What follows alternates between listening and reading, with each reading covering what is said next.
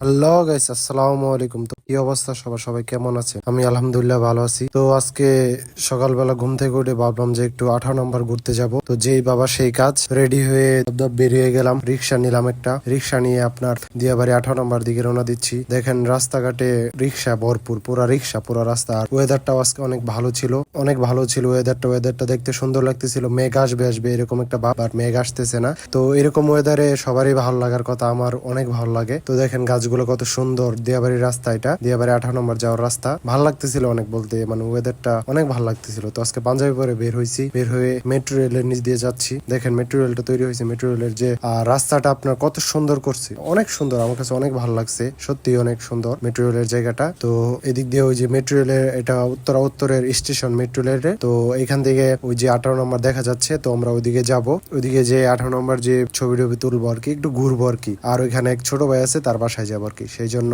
যাচ্ছি আর কি। তো দেখতেছেন কত সুন্দর ইয়ের রাস্তাটা, মেট্রো রেলের রাস্তাটা অনেক সুন্দর সত্যি। তো বলতে বলতে প্রায় চলে আসলাম, এই যে কাছাকাছি চলে আসলাম।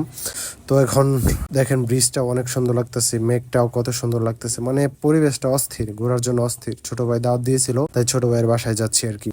তো এখন আয়সা পড়লাম এখানে। তো এখান থেকে নামবো এখন। দেখেন পরিবেশটা কত সুন্দর, অনেক সুন্দর। এখন প্রায় নামবো, কাছাকাছি চলে আসছি, এখন নামার পালা। তো আপনারাই দেখেন নিজের চোখে কত সুন্দর ভিউটা। এই যে 18 নম্বর, এটা রাজ্য কর্তৃক তৈরি। তো ভাবলাম একটু সামনে আরো ভালো কিছু দেখবো, তো সে আসে সামনের দিকে যাচ্ছি।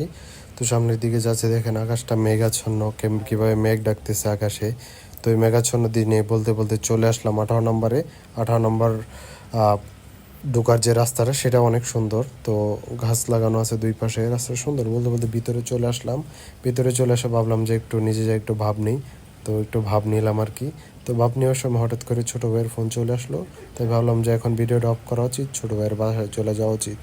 যেই বাবা সেই কাজ, বলতে বলতে বাসায় চলে আসলাম। তো ব্যালকনি থেকে দেখেন ভিউটা কত সুন্দর, সত্যি অনেক সুন্দর লাগতেছে। ব্যালকনি থেকে লেকটা দেখেন কত সুন্দর লাগতেছে।